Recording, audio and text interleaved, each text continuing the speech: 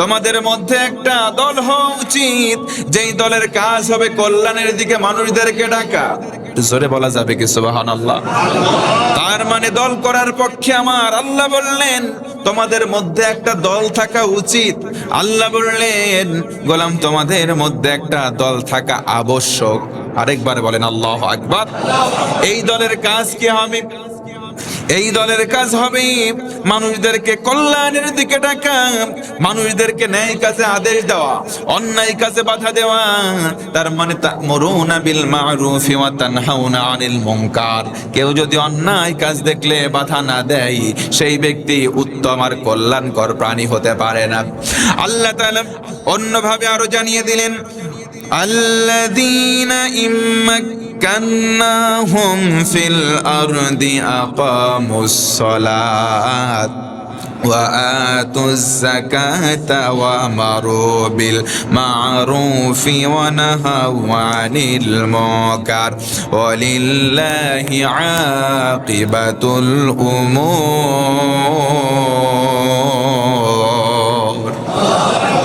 আমার আল্লাহ বললেন একটা দল গঠন করলাম, দল বানানো আল্লাহ আদেশ দিলেন। দলের কাজ আল্লাহ নিজে বললেন মানুষের কল্যাণ কামনা করা। আজকে পৃথিবীতে অনেক দল হয়, মানুষের কল্যাণ কামনা করে না, শুধু জনগণেরটা লুটে পুটে খায়। এমন দল পৃথিবীর অন্য দেশে আছে না রাই? এইগুলো দল নয়। আল্লাহ বললেন প্রথম শর্ত মানুষদেরকে কল্যাণকামী হতে হবে, মানুষকে কল্যাণের দিকে আহ্বান করতে হবে। তার মানে দল করা কিন্তু আবশ্যক। ঘোষণা দিলেন কে? জোরে বলেন তো কে? আমার আল্লাহ ডেকে ডেকে বললেন সূরা আলে ইমরান 104 নম্বর আয়াত। আমার আল্লাহর কথা। জোরে বলেন কার কথা? একটু আওয়াজ করে বলেন তো কথাগুলো কার? এই কথাগুলো কোনো মোল্লার নয়, কথাগুলো কার? আমার আল্লাহ বললেন দল গঠন করবা মুসলমানেরা, প্রথম কাজ মানুষের কল্যাণ কামনা করা। আমি এমন দল গঠন করলাম, মানুষের কল্যাণ কামনা করলাম না, মানুষের শুধু একেবারে বাঁশ দিলাম, ওইটা আল্লাহর দল হতে পারে? তাহলে দলের প্রথম কর্মসূচি হচ্ছে কল্যাণ কামনা করা। অন্য খেয়ে আছে কি না খেয়ে আছে এই কনসেপ্ট, এই আকল দিয়েছেন আল্লাহ। আল্লাহ খোঁজ নেওয়ার জন্য আদেশ দিলেন মানুষ খেয়ে আছে কি না খেয়ে আছে সেটা দেখো। শুরুতে একটা হাদিস বললাম, রাসূল আমার বলেন অন্যকে খাওয়াও, তুমি যে খেতে পায় না তাকে খাওয়াও, তার সঙ্গে মিষ্টি ভাষায় কথা বলো। হজ করতে যেতে পারো নাই, কোনো ব্যাপার না, এই দুইটা কাজ করলে হজে যাওয়ার সওয়াব আল্লাহ তোমার আমল নামায় দেবে। সুবহানাল্লাহ। আল্লাহ রাব্বুল আলামিন আরো বলেন দল গঠন করার পরে কেউ যদি রাষ্ট্রীয় ক্ষমতা পায়, ও ভাই একটু আওয়াজ করে বলেন তো এই কথাগুলো কার? সূরা হজ 41 নম্বর আয়াত। কেউ যদি কখনো দল গঠন করে, ওই দল যদি রাষ্ট্রীয় ক্ষমতা পেয়ে যায়, তাদের জন্য আমার আল্লাহ 4টা নীতিমালা বলে দিলেন। ওই দল 4টা কাজ করবে। জোরে বলেন কয়টা কাজ? 1 নম্বর কাজ হলো আল্লাযীনা ইম্মাক্কান্নাহুম ফিল আরদি আকামুস সালাত। 1 নম্বর দলের কাজ হবে তারা জমিনের মধ্যে অধীনস্থদের মধ্যে নামাজ কায়েম করে দিবে। জোরে কোন সুবহানাল্লাহ। নামাজের বিল পাস করতে হবে। আজকে এমন নেতাও আমরা দেখি, নেতাও নামাজ পড়ে না, কর্মীও নামাজ পড়ে না, আছে না নাই? কিন্তু আল্লাহ বললেন দল গঠন করবা কল্যাণের নিমিত্তে, ভালো কাজের আদেশ দিবা, অন্যায় কাজের বাধা দিবা। 4টা কর্মসূচি আবশ্যক, মানে ফরজ। 1 নম্বর হলো নামাজ কায়েমের আন্দোলন করা লাগবে। আজকে পৃথিবীতে নামাজ কায়েমের আন্দোলন করে যারা, আমরা খারাপ বলে তাদেরকে অনেকে গালি দেই, কথা বলেন ঠিক কিনা? অথচ এই হুকুম কোনো মোল্লার নয়, হুকুমগুলো কার? সূরা হজ 41 নম্বর আয়াত। আমার আল্লাহ তাআলা এবার 2 নম্বর কথা বললেন ওয়া আতুজ যাকাত। এরপরে হচ্ছে সামর্থ্যবান ব্যক্তি যাকাত দিয়ে দাও। যাকাত তুমি দেবা না, যাকাতের জন্য গরিব দুস্থদেরকে মাইকিং করবা, সংবাদ সম্মেলন করবা, অমুক শিল্পপতি অমুক দিনে যাকাতের লুঙ্গি আর শাড়ি দেবে, লাইন ধরে মানুষগুলো আসে, মারামারি করে, পদদলিত হয়ে মারা যায়। এগুলো আল্লাহর সঙ্গে তামাশা ছাড়া আর কিছুই নয়। সুতরাং আল্লাহ বললেন যারা ক্ষমতা পাবে, দেশ পরিচালনা যদি করে, 4টা কাজ তারা করবে। 1 নম্বর, নামাজ প্রতিষ্ঠা করে দেবে চারিদিকে, নিজেও নামাজি হবে, অধীনস্থরাও নামাজ পড়বে। 2 নম্বর, জাকাতের বিল এনে জাকাতকে আবশ্যক করে দেবে। আল্লাহু আকবার।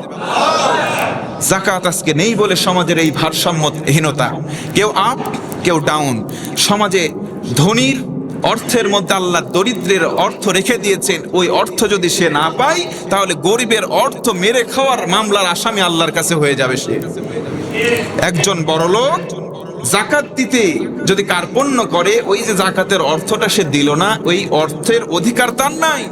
সে যদি গরিবের হকটা না দিয়ে থাকে ঠিক মতো, তাহলে গরিবের হক মেরে খাওয়ার মামলার আসামি আল্লাহর কাঠগড়াই হবে। জোরে বলেন আল্লাহু আকবার। 3 নম্বর হুকুম হলো ওয়ামুরু বিল মারুফ, অন্যায় নেক কাজের আদেশ দিতে হবে, নেক কাজের আদেশ দিতে হবে। ওয়ানাহাউ আনিল মুনকার, আর অন্যায় কাজ দেখলে বাধা দিতে হবে। আজকে সমাজে সব চাইতে কঠিন কাজ হলো এই 2টা কাজ। কথা বলেন ঠিক কিনা? যদি বলে হুজুর ভালো কাজের যে আদেশ দিব, ওরে তো বললে কিছু শুনবে না, কারণ ওরে চিনি, টপ টেরর সমাজের মধ্যে সেই মাস্তা। রাস্তাঘাটে অনেক সময় আমরা চলি, সেই যে কি বলে ওদেরকে, মানে পাতি নেতা কিছু আছে না, মানে মূল নেতার কিন্তু অত ভাব নাই, পাতি নেতা 5-8টা কিছু আছে না, ওইগুলা দেখবেন রাস্তায় যায় 10-12টা বাইক নিয়ে ভুম ভুম করে রাস্তাতে শোডাউন মারে। কি আছে না, মানে ওদের জ্বালায় অস্থির হয়ে যায়, মানে বড় ইঁদুরের খোঁজ নাই, ছোট ছোট চেলা চামান্ডা চামচিকা এইগুলো বেশি লাফায় বেড়ায়। কথা বলে, কিন্তু আল্লাহ বলেন শোনো, আল্লাহ বলেন শোনো, তোমাদেরকে যেই ফর্মুলা বলে দিলাম তার মধ্যে এই 2টা কাজ তোমাদের আবশ্যক করা লাগবে। এখন আমরা যদি বলি আল্লাহ কুনতুম খায়রা উম্মাহ, তুমি তো আমাদের আখ্যা দিলা, এটা যদি আমরা হতে চাই তাহলে কি করব? আল্লাহ বললেন কিচ্ছু না, 2টা কাজ আগে করো। ভালো কাজের কথা মানুষদেরকে বলো, মন্দ থেকে বাধা দাও, বিরত রাখো। এখন যদি আমরা প্রশ্ন করি অমুকরে বললে তো মায়ের, অমুক তো খুব কড়া মানুষ, নবীজি হাদিসের মধ্যে বলেন অন্তত তার কাছে বাল্লিগু আন্নি ওয়ালাউ আয়া, এই কথার দ্বারা তুমি এই আদেশটা পৌঁছিয়ে দাও। সুবহানাল্লাহ পড়ে। ওমা আলাইনা ইল্লাল বালাগ, আমাদের দায়িত্ব হচ্ছে পৌঁছে দেওয়া, মানা না মানার দায়িত্ব একান্ত আপনাদের। এজন্য আমরা আলোচনার শেষের দিকে এই কথাটা বলি, ওমা আলাইনা ইল্লাল বালাগ। এই আরবি শব্দের অর্থ হচ্ছে ওমা আলাইনা, আমাদের উপরে আবশ্যিক কাজ হচ্ছে ইল্লাল বালাগ, শুধুমাত্র পৌঁছে দেওয়া। পৌঁছে দেওয়া ছাড়া আমাদের কোনো দায়িত্ব নাই। কারণ রসুলকে আল্লাহ তাআলা আয়াত নাজিল করে জানালেন, আপনাকে আমি দারোগা করে পাঠাই নাই, আপনি ধরে ধরে নামাজ পড়াবেন, ধরে ধরে যাকাত দেওয়াবেন। বিষয়টা এমন নয়, আপনি শুধু বাণীগুলো পৌঁছে দেন, মানা না মানার দায়িত্ব তাদের। একটু জোরে আওয়াজ করে বলেন তো আল্লাহু আকবার। তাহারা থাকতে পারে আল্লাহ রসুল এবং আল্লাহর কওলকে একসাথে করলে আমরা প্রতীয়মান এটা পেলাম যে অন্তত তাকে আমরা বলবো ভাই কি বাবাজি, যেটাই সম্বোধন করি না কেন, যে তুমি এই কাজটা করো না এবং এই ভালো কাজটা করো। এরপরে হাদিসের ব্যাখ্যায় মুহাদ্দিসিনে কেরাম লিখেছেন, ওই মানুষের কাছে এই কথাটা অন্তত ভালো লেগেও যেতে পারে। এই কথা বলেন ঠিক কিনা? আবার আল্লাহ রসুলের একটি কওল থেকে নোট করে মুহাদ্দিসিনে কেরাম বলেছেন, অমুক ব্যক্তিরে বললে ও কথা শুনবে না। এটা আপনি কি করে জানেন? আপনি কেমনে জানেন? কারণ হেদায়েত দেওয়ার মালিক কে? একটু জোরে বলেন না কে? আপনি যে ধারণা করলেন অমুক আমার কথাটা শুনবে না, এই ধারণা করাটা হারাম। ওয়ালা তাজাসসু ওয়ালা ইয়াবতাব বা'দুকুম বা'দা, আমার আল্লাহ বলেন কারো পক্ষে বিপক্ষে মন্দ ধারণা তোমরা করো না, এটা হারাম। অমুক ব্যক্তি তোমার এই ভালো কথা শুনবে অথবা শুনবে না, এই ধারণা তুমি কেমনে করলা? কারণ তার জেহেনের মধ্যে 1 সেকেন্ডে যিনি পরিবর্তন সাধিত করে দিতে পারেন তিনি। তাহলে আমাদের দায়িত্ব আমরা পৌঁছে দেওয়ার চেষ্টা করবো তো ইনশাআল্লাহ। আরে টপ টেরর, আমরা যদি টেরর, ডাকাত, গুন্ডা, মাস্তানদের উদাহরণ দেই, ওরা আর কত কড়া, কত খারাপ। হযরত ওমরের মতো তৎকালীন সময় একটাও গুন্ডা ছিল না। আল্লাহু আকবার। তার কাছে ইসলাম কিভাবে পৌঁছে দিয়েছে আল্লাহ। তার মানে মাঝে মধ্যে মুরব্বীরা একটা কথা বলে, আল্লাহর মার দুনিয়ার বাইর। আল্লাহ কোন দিক দিয়ে সিস্টেমে এমন করে ঢুকিয়ে দেবে আমি আপনি টেরও পাবে না। আমার পাশে বসে আছে ডাকাত, সেকেন্ডের ভিতরে তার মন মানসিকতা পরিবর্তন হয়ে সে ইসলামের কান্ডারি হতে পারে। কথা বলেন ঠিক কিনা? খোলাফায়ে রাশেদার সোনালী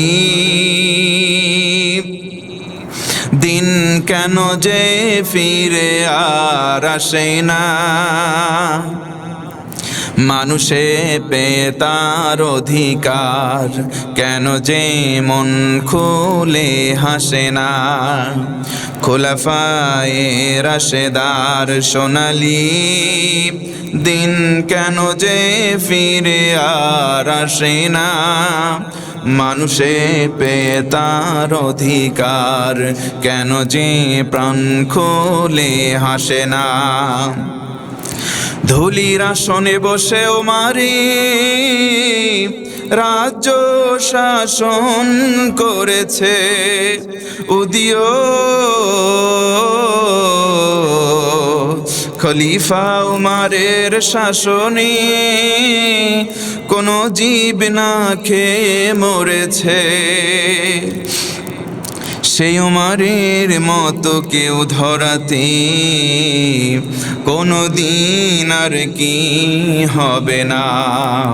খোলাফায়ে রাশেদার সোনালি দিন, কেন যে ফিরে আর আসে না। মানুষে পেয়ে তার অধিকার, কেন যে প্রাণ খুলে হাসে না। কেন যে মন খুলে হাসে না। জোরে কোন মারহাবা। সেই খলিফা হযরত ওমর যদি ডাকাত থেকে আল্লাহর ওলি হয়ে যায়, হযরত ওমরের ব্যাপারে জান্নাতের সার্টিফিকেট যদি আসতে পারে, আমাদের ভেতরেও তার চাইতে খারাপ মানুষ আমার বিশ্বাস নাই। যে এইরকম খারাপ মানুষের কাছেও ইসলামের দাওয়াতটা কল্যাণের সঙ্গে পৌঁছে দেওয়া সম্ভব হয়, আল্লাহ ইচ্ছা করলে তারে ওমরের মতো কবুল করতেও পারে ইনশাআল্লাহ। আল্লাহ রাসূল বলেন, আলা কুল্লুকুম রাঈন। আপনারা প্রশ্ন করতে পারেন, হুজুর দাওয়াত দেওয়ার কাজ শুধু আপনাদের, চাকরি দিয়ে বেতনভুক্ত করে রাখছি, আপনারা শুধু দাওয়াত দেবেন, মুয়াজ করে করে শোনাবেন, আমরা কি জন্য বলতে যাব? দেখেন আল্লাহ রাসূল আপনাকে থামানোর জন্য এই কথা বলছেন। এটা বুখারীর বর্ণনা। আল্লাহ রাসূল বলেন, আলা কুল্লুকুম রাঈন। সাবধান, এই বেটা এই কথা বলতেছ কেন? সাবধান। দেখেন শব্দ যদি শুরু করতেন যে কুল্লুকুম রাঈন, হাদিসের অর্থ হয়ে যেত। আল্লাহ রাসূল জানতেন এই কথাটা বলে যাওয়ার পরে কিছু উম্মত প্রশ্ন করবে, কারণ আমরা হুজুর, আমরা মোল্লা, আমাদের কিন্তু কিছুই নাই, কিন্তু একটা সার্টিফিকেট নবীজি দিয়েছেন, আল উলামা ওয়ারাসাতুল আম্বিয়া। যত আম্বিয়া আলাইহিস সালাম দুনিয়াতে আগমন করেছেন, সব নবীদের ওয়ারিস হচ্ছে আমরা যারা এখন দাঈ আল্লাহ। তার মানে নবী রাসূল নেই, তাদের যে রেখে যাওয়া দায়িত্ব, ওটা পালন করার দায়িত্ব আমাদের কাঁধে। সুবহানাল্লাহ পড়েন। তাহলে আমাদেরকে এই কথা বলার পরে, আমাদের কথা শোনার পরে যদি কেউ প্রশ্ন করেন, হুজুর আপনাদের দায়িত্ব এটা, আপনারা শুধু দাওয়াত দেন, আল্লাহ রাসূল তাদের ব্যাপারে বললেন, আলা সাবধান, সাবধান, সাইলেন্ট, কিপ সাইলেন্ট, সাবধান। কুল্লুকুম রাঈন, তোমরা সবাই, বক্তা শ্রোতা সবাই তোমরা দায়িত্বশীল। আল্লাহু আকবার। ওয়া কুল্লুকুম মাসউলুন আন রা'য়াতিহি, এবং বক্তা শ্রোতা সবাইকেই তাদের নিজ নিজ দায়িত্ব সম্পর্কে জিজ্ঞাসা করা হবে। সুবহানাল্লাহ পড়েন। আমি ঠিকমতো কথা বলেছি কিনা, ঠিকমতো দায়িত্ব করে হক কথা বলেছি কিনা, এই ব্যাপারে আল্লাহ আমারে ধরবেন। দুই, আপনি শুনেছেন এবং আমল করেছেন কিনা, এই ব্যাপারে আল্লাহ আপনাকে ধরবেন। কারণ কুল্লুকুম রাঈন শব্দগুলো দেখেন, কুল্লুকুম, every single person of this house, এখানে যারাই আমরা আছি এই বিষয়ে আমাদের সবাইকে তার তার দায়িত্ব সম্পর্কে ধরা হবে। ওয়া কুল্লুকুম মাসউলুন আন রা'য়াতিহি, শুধু ধরা হবে দায়িত্বশীল তা নয়, প্রতিটা পুঙ্খানু উত্তর দিতে পারা লাগবেই লাগবে। আল্লাহু আকবার। আল্লাহ রাসূল ডেকে ডেকে বলেন, উম্মত আলা, সাবধান, সাবধান, সাবধান। কুল্লুকুম রাঈন, তোমরা সবাই হলে দায়িত্বশীল। ওয়া কুল্লুকুম মাসউলুন, সবাইকে জিজ্ঞাসা করা হবে আন রা'য়াতিহি, তোমার দায়িত্ব সম্পর্কে। ফাল আমিরু, সর্বপ্রথম জিজ্ঞাসা করা হবে নেতাকে। জোরে বলেন কাকে? আসতে বললেন কেন? জোরে বলেন কাকে?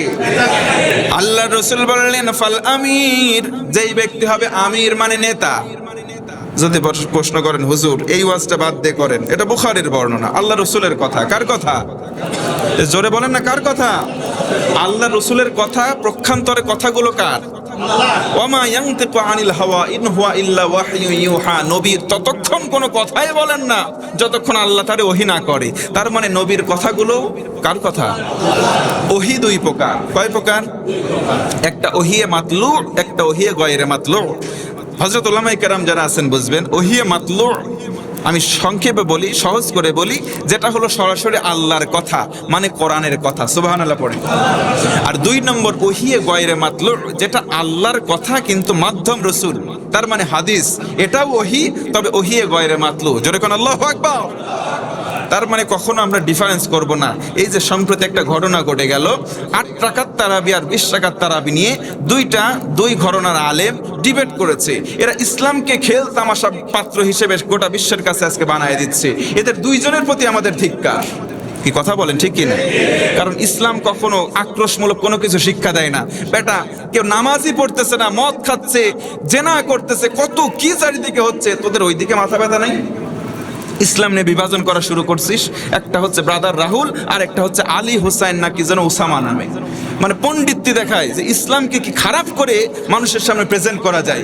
ইসলামের ভালো ভালো দিকগুলো মানুষের সামনে প্রেজেন্ট করুন, এতে করে মানুষের মনে যদি ইসলামের প্রতি খারাপ নেগলিজেন্সি থাকে, পজিটিভ দিকগুলো দেখার পরে তারা এখানে আসবে। আর ওইগুলো দেখলে আমার মনে হয় অনেক কমেন্টস আমি দেখলাম তাদের লাইভ টেলিকাস্টের ইয়েতে প্রোগ্রাম থাকার কারণে আমি দেখতে পারিনি। পরে যখন দেখলাম, দেখি অনেকে বলতেছে আহলে হাদিস ছেড়ে দিলাম, আজকে থেকে আমি কওমিতে যোগ দিলাম।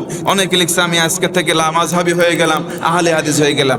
আরে বেটা, আহলে হাদিস হইলেই কি, তুই সুন্নি হইলেই কি? বেটা, আল্লাহ তোরে প্রশ্ন করবে তুই মুসলিম কিনা। কথা বলেন না কেন? তো আমাদের পরিচয়, আমাদের মুসলমান হওয়া লাগবে। কিসের আহলে হাদিস, কিসের সুন্নি, কিসের লামাযহাবী? ভাই, ওই প্রশ্ন কেউ জিজ্ঞাসিত হবে না, আল্লাহ কাউরে করবে না। মরেন, মরার সাথে সাথে প্রশ্ন 3টা। জোরে বলেন কয়টা? তোর রব কে বেটা, আগে বল। আমাদের রব কি? আল্লাহ। 2 নম্বর ফেরেশতা এসে প্রশ্ন করবে, বেটা বল তোর দ্বীনের নাম কি? দ্বীনের নাম কি? ইসলাম যারা মানে তাদেরকে বলে মুসলিম। তার মানে পরিচয়, আইডেন্টিটি হওয়া লাগবে আমরা মুসলমান, আমরা আহলে হাদিস, লামাযহাবী, ওটা আল্লাহ ধরবেন না। কিয়ামতের দিন যখন in the day of judgement কায়েম হবে, আল্লাহ রাসূল বলেছেন প্রথম প্রশ্ন, বেটা নামাজ পড়ছিস কিনা আগে বল। কি কথা বলে না কেন? নামাজ পড়ছিস কিনা বেটা আগে বলে। ইডা নিয়ে আগে ঠিক না করে আমরা আছে 8 রাকাত না 20 রাকাত, না হাত এখানে বাঁধবো না ছেড়ে দেবো। এগুলো ভণ্ড নাম্বার 1 ছাড়া অন্য কিছু হতে পারে না। আমি ভাই কথাগুলো এইভাবে বলতাম না, খুব খারাপ লাগে। আমাদের হয়তো জ্ঞান গরিমা অত কম, কিন্তু ইসলামের বিউটিটা আমরা আজকে মানুষের সামনে তুলে ধরতে ব্যর্থ হচ্ছি। ইসলামটা অত্যন্ত সুন্দর। ইসলাম যখন সুন্দর করে মানুষের সামনে প্রেজেন্ট করব, ওই বেটা তার লাইফ স্টাইল, আমি গিয়েছি ওর এলাকায়, গিয়েছি প্রোগ্রাম করেছি। ব্রাদার রাহুল আগে হিন্দু ছিল, আলহামদুলিল্লাহ মুসলমান হয়েছে। হওয়ার পরে আহলে হাদিস, আমি নিজেও আহলে হাদিস শিক্ষকের কাছে লেখাপড়া করেছি। আমার শিক্ষক মাতার তাজ ডক্টর আসাদুল্লাহ আল গালিব, যিনি বর্তমান বাংলাদেশ আহলে হাদিসের সভাপতি হিসেবে আছেন, আমি তার কাছে সরাসরি বিশ্ববিদ্যালয়ে অধ্যয়ন করেছি। ডক্টর মুজিবুর রহমান, যিনি তাফসীর ইবনে কাসিরের বঙ্গানুবাদ করেছেন, আমি সরাসরি তার ছাত্র। এতগুলো ডক্টর একেএম শামসুল আলম, আমি তার সরাসরি ছাত্র। ডক্টর মাসুদুল আলম, সরাসরি আহলে হাদিসের বিজ্ঞ পণ্ডিত। কোনোদিন তাদের কাছে ইখতিলাফ আমরা শিখি নাই। সব সময় তাদের কাছে আমরা ভ্রাতৃত্ব শিখেছি, সব সময় তাদের কাছে আমরা সঠিক ইসলাম শিখেছি। আলহামদুলিল্লাহ পড়ে। আসলে কুয়ার ব্যাং যারা, তারা লাফায় বেশি। কথা বলেন ঠিক? যাদের ভিতরে ইলমের গভীরতা আছে তারা অত্যন্ত বিনম্র, অত্যন্ত ভদ্র, অত্যন্ত ভদ্র। আমার ঘরানার মধ্যে আমার ক্লাসমেট ইহসান ইলাহি জহির, বর্তমান আহলে হাদিসের যে ছাত্র আন্দোলন আছে তার বর্তমান সারা বাংলাদেশের মধ্যে কেন্দ্রীয় সেক্রেটারি, আমার বন্ধু। আমি দেখেছি নম্র ভদ্রতার দিক থেকে কতটা উচ্চমানের সে। যার ভিতরে এলেম থাকবে, সে কখনো আঁকাবাঁকা উল্টাপাল্টা কথা বলতে পারে না। আমি নিজে কমিয়ার ছাত্র, নিজে কলেজের ছাত্র, নিজে বিশ্ববিদ্যালয়ের অঙ্গনে লেখাপড়া করেছি, প্রতিটা জায়গায় গিয়েছি। এজন্য কিছু কিছু এলেম আমার মধ্যে আসাতে এইগুলো ব্যালেন্স বুঝেছি। কিছু কিছু কওমি মাদ্রাসায় বর্তমানে পড়াশোনা হচ্ছে, তারা এক গোয়ামি শিখতেছে। কিছু কিছু আহলে হাদিসের শুধু পড়াশোনা করতেছে, মনে করতেছে এটাই ইসলাম। কিছু কিছু আবার আছে শুধু ফতোয়া দিয়ে বেড়ায়। এই জিলাপি খাওয়া হুজুর আছে না, কিছু মিলাদ আর কিয়ামনে পড়ে আছে, কোনোটা ইসলাম না। ইসলাম হচ্ছে, আসেন কবরে মরার পরে প্রশ্ন কয়টা? এই 3টা রুট আগে ঠিক করেন। 1 নম্বর, আমাদের রব কে? আল্লাহ রাব্বুল আলামিন বলেন, ইন্নাল্লাযীনা ক্বালু রাব্বুনাল্লাহু সুম্মা ইসতাকামু تتنزل عليهم الملائكة ألا تخافوا ولا تحزنوا وأبشروا بالجنة التي كنتم توعدون। আমার আল্লাহ ডেকে ডেকে বলেন, ও গোলাম, যদি আমি আল্লাহরে রব বলি জীবন গঠন করো, আর ওই অবস্থায় যদি তুমি মৃত্যুবরণ করতে পারো, আমি রব্বুল আলামিন দুইটা নগদে পুরস্কার তোমাকে দান করে দেব। আমরা যদি বলি, ও আল্লাহ তুমি আমার রব, তুমি আমার সব, আল্লাহ বলেন মরণের সময় রহমতের ফেরেশতা পাঠাবো, আর 2 নম্বর তোমার জান্নাতের সংবাদ শুনিয়ে দেব। এজন্য আল্লাহর রব বলা আগে শিখুন।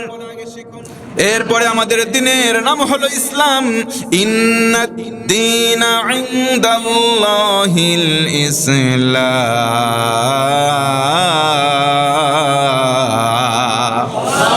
যতগুলো পৃথিবীতে মতার পথ, একটাও অ্যাকসেপ্টেবল না, একটাও আল্লাহ কবুল করবেন না।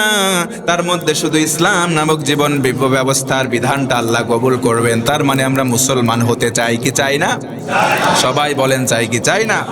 আমাদের 1 নম্বর পরিচয় আমরা আল্লাহর গোলাম, 2 নম্বর পরিচয় আমরা সারেন্ডার করা মুসলমান, কোন আল্লাহু আকবার।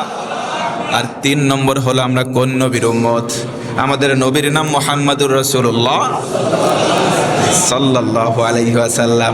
এই 3টা প্রশ্নের উত্তর আগে ঠিক করেন, তারপরে আপনি হাত তুলানে মারামারি করেন। কথা বলে ঠিক? থামার দরকার, এগুলো থামা উচিত। আমি মনে করি এগুলো থেমে বর্তমান পৃথিবীর দিকে তাকান। মুসলমানদেরকে কচুকাটা করা হচ্ছে, সবসময় বোম্বিং করে করে তাদের নিজ ভোগবাস্তু ভিটা পর্যন্ত উচ্ছেদ করে দেওয়া হচ্ছে। মোরল দেশের কোনো কথা নাই, মোরল দেশের কোনো কথা নাই। যখনই ইরান একটা আঘাত করছে, তারপরেই দেখেন জাতিসংঘের জরুরি মিটিং অধিবেশন বসে গেছে।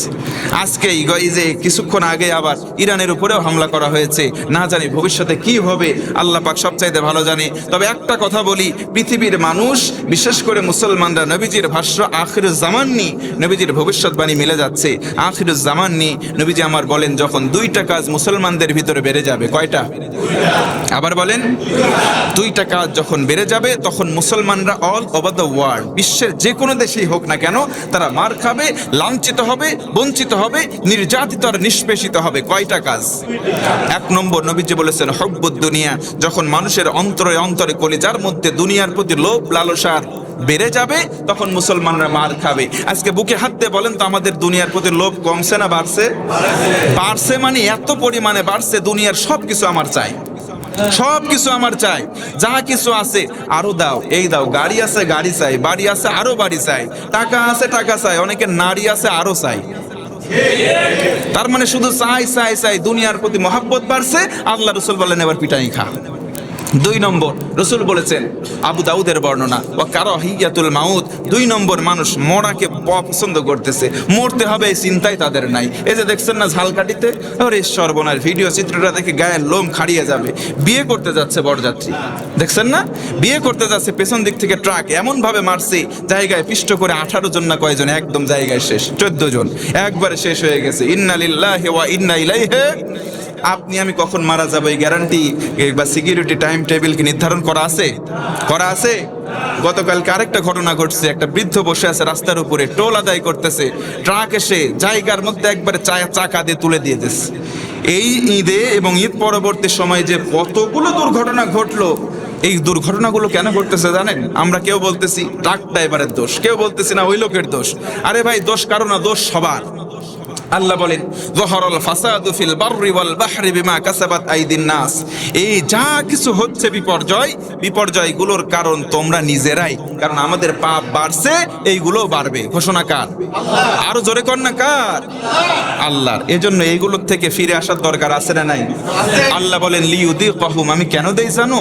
বা'দাল্লাযী আমিলু, তোমাদের মধ্যে কিছু মানুষ, বা'দুন মানে সেভারাল পারসন, কিছু কিছু মানুষ আল্লাহ বলেন চিন্তা করবে এগুলো দেখার পরে, লাআল্লাহুম, আমি আল্লাহ আশা করি এই বুঝের কারণে তারা ইয়ারজিউন, আমি আল্লাহর দিকে ফিরবে। ফিরতে হবে কার দিকে? তো আমরা কিছু মানুষ ফিরবো না ইনশাআল্লাহ? সবাই ফিরবে না, আল্লাহ নিজেও জানে যে এত কিছু দেখাবো সবাই ফিরবে না, এটা আল্লাহও জানে। এজন্য শব্দ চয়ন করলেন বা'দাল্লাযী, তাদের মধ্যে কতিপয় মানুষ ফিরে আসবে। আমরা সেই কতিপয়ের তালিকায় অন্তর্ভুক্ত হতে চাই। আল্লাহ যেন কবুল করে, পড়ে না আমিন। এই যে অতিবৃষ্টি অনাবৃষ্টি, আপনারা দুবাইয়ের দিকে তাকান, ওদের বিগত যুগের মধ্যে এরকম ঝড় এরকম বৃষ্টি হয় নাই যেটা আজকে হচ্ছে। আমাদের জিন্দেগিতে মুরব্বী অনেকে দাড়ি পাকা চুল পাকা আছে বলতে পারবেন, এত গরম ইতোপূর্বে কোনোদিন পড়ে নাই, যা পড়তেছে। এই দেখেন, এবার আসেন, বিরক্ত হচ্ছেন? বিরক্ত হচ্ছেন? এইগুলো কথা আসলে বলতে পারেন হুজুর মাঝে মধ্যে লড়ম ওয়াজ করেন, মাঝে মধ্যে কড়া হয়ে যায় কে? আরে ভাই, কথাগুলোই তো কড়া। কি কথা বলেন, ঠিক কি না? এই কথাগুলো কি আমি বানিয়েছি? আল্লাহ রসুল বলেন, দেখেন যে যখন মানুষ অন্যায় কাজ দেখার পরে বাধা দেবে না, ভালো কাজের আদেশ দেবে না, নেক কাজের আদেশ দেবে না, অর্থাৎ সৎ কাজের আদেশ দেবে না, অসৎ কাজ থেকে মানুষদেরকে বিরত রাখবে না। আজকে সমাজে সৎ কাজের আদেশ খুব কম মানুষ আমরা দেই। যদিও বা কাউকে বলি, বাবারে, সোনারে, ভাইরে, তুই এই কাজটা কর, বেশি বুদ্ধি আমার দেওয়া লাগবে না, তোমার সরকার তুমি তেল দাও গা, এরকম কথা আছে না নাই? আমাকে বলা লাগবে না, তুমি করো গা। বাবারে, তুই তো নামাজ পড়িস না, অনেক বয়স হয়ে গেছে, একটু দাঁড়িয়ে রেখে দিতে পারো না। আমরা অনেককে বলি, তোর চিন্তা তুই করে, আমার চিন্তা আমার আছে। হ্যাঁ, কথা বলেন ঠিক কিনা? টেলিভিশন দেখে, ইয়েতে বসে বসে, যে কি চায়ের দোকানে বসে বসে টেলিভিশন দেখে, আজান যদি হয়, আজানের সময় বলে দোকানদারে ধারে নিয়ে, আজান হচ্ছে দেখিস না, তাড়াতাড়ি টিভি সাউন্ড কমা, বন্ধ কর টিভি, আজান হচ্ছে। যদি জিজ্ঞেস করেন, ভাই আজান হচ্ছে, তার মানে তুমি নামাজে যাও, তখন বলবে নামাজ পড়ি না। নামাজ পড়ি না তো কি হয়েছে, আমার ইমান ঠিক আছে। এরা মানুষ আছে না ভাই? তো এইগুলো হচ্ছে, দেখেন, চালাকি মুসলমান। এ সব চালাকের বড় চালাক কে? আল্লাহর সঙ্গে পাল্লা দিয়ে কেউ কোনোদিন পারবেন না। রাসূল বলেন, কেউ যখন অন্যায় করবে, অন্য 10 জন যখন বাধা দিবে না, কেউ যখন খারাপ কাজে থাকবে, তার সৎ কাজের আদেশ দেওয়া হবে না, তখন ওই সমাজের মধ্যে 4টা আযাব এসে বাসা বাঁধবে। জোরে বলেন তো কয়টা? আরো একবার বলেন, কয়টা? 4টা। খারাপ আল্লাহর পক্ষ থেকে, এটাকে অভিশাপ বলতে পারেন, আল্লাহর পক্ষ থেকে চলে আসবে। এটা মুসলিম শরীফের হাদিস। 1 নম্বর হচ্ছে, যখন সমাজের মানুষগুলো ভালো কাজের আদেশ দেবে না, অন্যায় কাজ থেকে মানুষদেরকে বাধা প্রদান করবে না, তার 1 নম্বর শাস্তি হিসেবে আল্লাহ রসুল বলেন, তখন দুনিয়াবি গজব একটার পর একটা বেড়ে যাবে। জোরে কর নাউজুবিল্লাহ। দুনিয়ার গজব আজকে বাড়ছে না কমছে? কেমন ভাবে বাড়ছে? নবীজি অন্য হাদিসে বলেন, পুঁতিযুক্ত মালা আছে, উদাহরণ দিলে বুঝবেন, তসবি। তসবি চেনেন না? তসবির এক জায়গায় যদি কেটে দেন, ছিঁড়ে দেন, একটার পরে একটা দানা এইভাবে ধরলে পড়বে না? রাসূল বলেছেন, ঠিক বালা মুসিবত ওইভাবেই আসবে, একটার পরে একটা পুঁথি যেভাবে ছিঁড়ে পড়ে, ঠিক ওইভাবে আসতে থাকবে। আসতেছে তাই, আসতেছে তাই, একটার পরে একটা আসতেছে। আগে আসতো কলেরা, তারপরে আসতো কি কি মহামারী, হইতে হইতে আসলো করোনা। করোনার ভ্যাকসিন নিলাম, ও আল্লাহ সর্বনাশ, কয়েকদিনের ভিতরে খবর প্রকাশ হচ্ছে, ঈদের আগে পর্দে করোনার 3টা ডোজ নিয়েছে যারা, অনেকগুলো রোগ ধরছে তাদের। কি কথা বলেন না কেন? সংবাদে এখন এটা প্রচার হচ্ছে, তার মানে মরার জন্য, মানে মরার হাত থেকে বাঁচার জন্য আমরা প্রোটেকশন নিলাম, এখন শুনে আরো বিপদ, অনেকগুলো রোগের কারণ নাকি এই 3টা ভ্যাকসিন। আল্লাহ পাক সঠিকভাবে যেন আমাদের হেফাজত করে, পড়ে না আমি। আসলে সব ঔষধের সেরা ঔষধ হচ্ছে, এই করোনার মতো রোগ আসলে আত-তুহুরু শাত্রুল ঈমান, পবিত্র থাকবে যারা, ঈমানের গুণে গুণান্বিত হবে তারা, আল্লাহ অন্যান্য ভালা মুসিবত থেকে হেফাজত করবেন ইনশাআল্লাহ। এই করোনা চলে গেল, এখন আসতেছে দেখেন ঝড় বৃষ্টি, আবার আসতেছে দেখেন অক্সিজেন পরিমাণ কমে যাচ্ছে, কার্বন ডাই অক্সাইড আসতেছে। এই কথাগুলো রাসূল 1500 বছর আগে বলেছেন, প্রায় 1500 বছর আগে। তাহলে কথাগুলো মিলছে কি মিলছে না? এটা সবাই বলেন, মিলছে কি মিলছে না? তা আল্লাহ রাসূল ওষুধ দিয়ে দিলেন, রোগও বলে দিলেন। তা আমরা যদি এখন ডাক্তারের কাছে যাই, তাহলে পাগলামি হবে না ভাই? জোরে বলেন, পাগলামি হবে না? তো যদি আপনি কি বলে ক্লিনিকের নাম বলেন, সিমলা ক্লিনিক বলেন, আরো কি কি আছে, কিমিয়া, আপনার সদর হাসপাতালে যান। যদি আবার নাম বলে আবার সমস্যা আছে, বলেন হুজুর আবার প্রমোট করতেছেন নাকি? না, যে কোনো জায়গায় আপনি যান, ডাক্তার যদি বলে আপনি এই ওষুধটা খাবেন, এইটা খাবেন, এই কাজটা করেন না, এই কাজটা করেন না, প্রেসক্রিপশন নিয়ে আসার পরে রোগী খুব অ্যালার্ট, বাড়ির লোকে বলতেছে, ওগো এটা খাওয়া নিষেধ, খবরদার রান্না করবা না, এটা দাও, এই আমার ওষুধ খাওয়ার টাইম না, খুব মেনটেন করে চলতেছি। দুনিয়ার ডাক্তার একটা রোগ থেকে বাঁচার জন্য প্রেসক্রাইব করে দিয়েছে, আপনি এতটা অ্যালার্ট, এতটা সচেতন, মাত্র 1 দিনের ব্যবধানে প্রেসক্রিপশন পেয়েছেন। আর আপনার জন্মের পর থেকে কোরআন দেখতে পাচ্ছেন, কোরআনটা হচ্ছে গোটা বিশ্বের মুসলমানদের জন্য জ্বলন্ত সবচাইতে বড় প্রেসক্রিপশন। কথা বলেন ঠিক কিনা? তাহলে এই প্রেসক্রিপশন আমাদের ঘরে আছে, জীবনের মধ্যে রোগও আছে, আল্লাহর রাসূল গাইডলাইন ডাক্তার হিসেবে এসে সাজেশন করে দিলেন, এই রোগ এই আমল, এই রোগ এই ঔষধ করো, ধরো, রোগ চলে যাবে।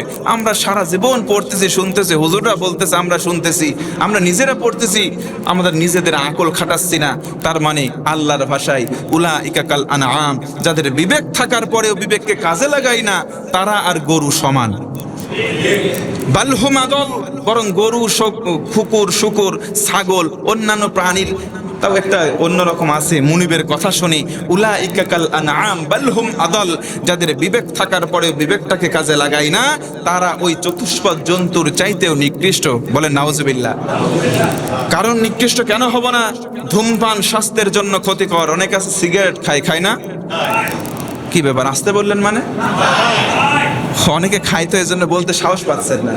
দেখেন, সিগারেটের গায়ে লেখা থাকে সংবিধিবদ্ধ সতর্কীকরণ, ধূমপান স্বাস্থ্যের ক্ষতিকর। এখন আর থাকে না, এখন থাকে ক্যান্সারের কারণ, মৃত্যুর কারণ। মৃত্যু ঘটায় কিছুটাই লেখা থাকে, ক্যান্সারের কারণ, ফুসফুসে যক্ষা হয়, এমন এমন কিছু থাকে। এ ভাই, আমরা জানি যে কোনো একটা প্রোডাক্ট, এই যে প্রোডাক্টে যখন প্রচার করা হয়, বলা হয় এই ভালো সেই ভালো, প্রোডাক্ট তার নিজের গুণগান গায়। পৃথিবীতে কেবলমাত্র তামাকজাত পণ্য তার নিজের গুণগান না গিয়ে নিজের দুর্নাম গায়, যে আমারে খায়ও না, খাইলে কিন্তু তোমার ক্যান্সার হবে, খাইলে মরণ হবে। এরপরেও মানুষ আকলবান হয়েও ওই কাজটা করতেছে। আল্লাহর ভাষায় তাদের মাথার মধ্যে আর ভ্যালু নাই, তারা কুকুরের চাইতেও খারাপ হয়ে গেছে। তার মানে এই কাজগুলো ছেড়ে দেওয়ার দরকার আছে না নাই? আছে। একটা কথা মনে পড়ে গেল, এই যে ব্র্যান্ডিং কথা প্রসঙ্গে আসলো, ওয়ালটন বলে একটা কোম্পানি আমাদের দেশে আছে, নাম শুনছেন? এই বেটা কতটা বেয়াদব, সুকৌশলে দেখেন ট্রান্সজেন্ডারকে প্রমোট করতেছে। একটা নায়কের নাম আমি ভুলে গেলাম, সম্ভবত জোয়ান নাকি জোয়ান। ও যতই জোয়ানি করুক, ওর বার্ধক্য চলে আসছে, ওর ভিতরে পুরুষত্ব আর নাই। যুবকরা কথা কও না কেন? নাম জোয়ান হোক আর জোবান হোক, যাই হোক, ওর মধ্যে মেয়েলি ভাব চলে আসছে, তার মানে হিজরা আরও সমান। এইগুলো সুকৌশলে মুসলমানদেরকে ট্রান্সজেন্ডার মিক্সিং শেখাচ্ছে, এইগুলো বোঝাচ্ছে ও ছেলে বাহ্যিক ভাবে আছে, ওর ভিতরেও মেয়ে হয়ে গেছে। নাউজুবিল্লাহ পড়েন। এইগুলো নাকি অনেকের ক্রাশ, অনেক মেয়ের নাকি এইগুলা ক্রাশ। নাউজুবিল্লাহ পড়লেন না? এইগুলা দেখেন আবার স্পন্সর করতেছে ওয়ালটন নামক এই জঘন্য একটা কোম্পানি। আমি নিয়ত করছিলাম, আমার বাড়িতে ফ্রিজ নাই, কিনবো, নিয়ত করছিলাম যে হয়তো ওয়ালটন দেশীয় পণ্য কিনে হবো ধন্য, একটা কিনবো। কিন্তু এই শয়তানি দেখার পরে একদম নিয়ত করছি ওই জিনিস আর কেনা যাবে না। কারণ যারা এইগুলোকে প্রমোট করতে পারে, সাপোর্ট করতে পারে, তারা যার যাই তাই হোক, ইসলামের কল্যাণকর কোনো কিছু করতে পারে না।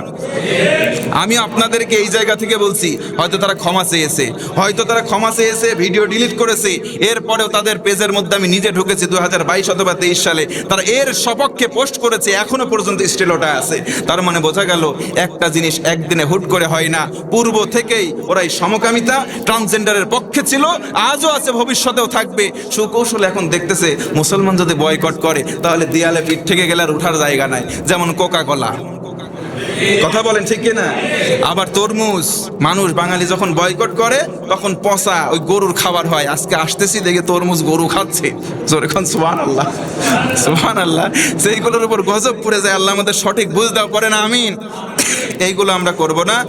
মানুষ যখন সমাজে সৎ কাজের আদেশ দেবে না, অসৎ কাজ থেকে বাধা দেবে না, চারটা খারাপ পরিস্থিতি আল্লাহ দেবেন। নাম্বার 1, 1 নম্বর হচ্ছে আল্লাহর পক্ষ থেকে দুনিয়াবি গায়েবী আযাব চলে আসবে, যেটা বর্তমানে আসতেছে। 2 নম্বর, আল্লাহ রাসূল বলেন পরস্পরের সৌহার্দ্য সম্প্রীতি নষ্ট হয়ে যাবে। আজকে আমাদের খুব সম্পর্ক ভালো, হ্যাঁ ভালো, তাহলে রাসূল বলেছেন এই কাজ যদি করো তাহলে এই রোগ হবে। তা আমাদের ভেতরে সৎ কাজের আদেশ দিচ্ছি না, অসৎ থেকে মানুষদেরকে বাধা দিচ্ছি না, সম্পর্ক বাপ বেটার ভালো থাকবে কেমনে? প্রশ্ন স্বাভাবিক ব্যাপার, কথা বলেন না কেন? তা আপনি এই কাজ করতেছেন না, বেটা এই কাজ কইরো না, বেটা এই কাজ কইরো না, আপনি কেন আপনি বাধা দিচ্ছেন না? তাহলে তো বেটা কয়দিন পরে ছুরি এসে ধরবে যে ফেন্সিডিল খাবো, তাড়াতাড়ি ডাল খাবো, টাকা দে, ডাল খাবো, টাকা দে। বাপরে গলায় ছুরি ধরবে। এই ডাল কিন্তু মুসুরির ডাল না, ফেন্সি ডাল। কি ডাল? ফেন্সি ডাল। এখন এইগুলো কিছু হয় না, এখন এই ডায়ালে হয় না, এখন আবার ছোট ছোট ট্যাবলেট কি হাবি জাবি বাইর হয়েছে, আবার কেউ ইনজেকশন নেয়, এইগুলো অ্যাডিক্টেড হয়ে যাচ্ছে। শুধুমাত্র এটারই কারণ আল্লাহ রাসূল বলেছেন পরস্পর সম্প্রীতি সৌহার্দ্য সব নষ্ট হয়ে যাবে। আজকে ভাইয়ে ভাইয়ে মিল নাই, আজকে ভাইয়ে বোনে মিল নাই, বাপ সন্তানের মিল নাই, পাড়া প্রতিবেশীর মিল নাই, শুধু সমাজে আজকে হিংসা ছাড়া কিছুই নাই। কথা বলেন ঠিক কিনা? 3 নম্বর শাস্তি হচ্ছে, আল্লাহ রাসূল বলেন 3 নম্বর শাস্তি, কেউ যদি সৎ কাজের আদেশ না দেয়, অসৎ কাজের বাধা না দেয়, 3 নম্বর হচ্ছে যত দোয়াই করো না কেন একটা দোয়াও কবুল হবে বলেন না কেন হবে? আমারে কেন আব্দুল করিম আরাবিরে দিয়ে দোয়া করান, মিলাদ করান, এই করান, কাবা ঘর থেকে যদি ওই আব্দুর রহমান সুদাইসিকে নিয়েও যদি দোয়া করান, আল্লাহর রসুল বলেছেন দোয়া করলে দোয়া কবুল হবে? আরেকবার বলেন হবে? বর্তমানে কি আমাদের দোয়া কবুল হচ্ছে? সারা জীবন দোয়া করতেছে, আল্লাহ আল্লাহ আমাদের গরম দিও না, গরম আরো বাড়তেছে। কথা বলেন না কেন? আল্লাহ এই শাস্তি দিও না, ওই শাস্তি আরো বাড়তেছে। তার মানে বোঝা গেল গোড়ায় গলত রেখে মানে গাছের গোড়া কেটে দিয়ে আগায় পানি দেওয়ার সমান হচ্ছে। আল্লাহ রসুল বললেন সৎ কাজের আদেশ দাও, অসৎ কাজের বাধা দাও, এই 4টা কেন অন্য কিছুই থাকবে না, শান্তির ফুলকধারা সমাজে প্রবাহিত হবে। কোন সুবহানাল্লাহ। 4th and ফাইনাল 4 নম্বর রসুল বলেছেন পাপ না করেও শুধু আপত্তি না করার কারণে প্রত্যেকটা সমাজের মানুষ পাপের ভাগে ভাগীদার হবে। নাউজুবিল্লাহ বলেন না। আপনি পাপ করেন নাই, কোনো ব্যাপার নাই, আপনি কিয়ামতে উঠবেন, আপনার নামে জেনার মামলা দেওয়া হয়েছে। কি ব্যাপার আল্লাহ, আমি তো জেনা করি নাই। আপনার নামে চুরির মামলা দেওয়া হয়েছে। কি ব্যাপার আল্লাহ, আমি তো চুরি করি নাই। আপনার নামে ডাকাতির মামলা দেওয়া হয়েছে, গম চুরির মামলা দেওয়া হয়েছে, রাস্তা খাওয়ার মামলা দেওয়া হয়েছে। আল্লাহ আমি তো এগুলো কাজ করি নাই, এগুলো তো নেতাদের কাজ। কথা বলেন না কেন? তখন আল্লাহ আপনাকে সব কিছু পাই টু পাই দেখাবে। সমাজে এমন নেতা তুমি নির্বাচন করতে একটা ভোট দিছিলা, ওই নেতা নির্বাচিত হওয়ার পরে রাস্তায় জনগণের যে হক ছিল ওটা মেরে খাইছে, গম চুরি করে খাইছে, জেনা করার জন্য পরিবেশ উন্মুক্ত করে দিয়েছে, যাত্রার মাহফিলের অনুমোদন করে দিয়েছে, মাহফিলগুলো করতে দেয় নাই, 44 ধারা জারি করছে, মানুষের হকগুলো নষ্ট করছে।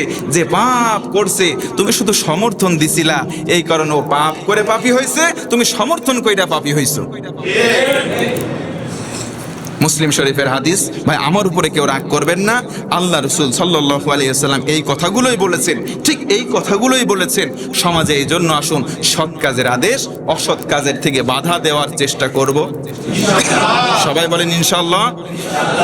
এইখানে থাকলো, পরবর্তীতে এর 2য় পার্ট হবে সৎ কাজের আদেশ, অসৎ কাজের নিষেধ। আগামী জুমায় 2য় পার্ট হবে ইনশাআল্লাহ।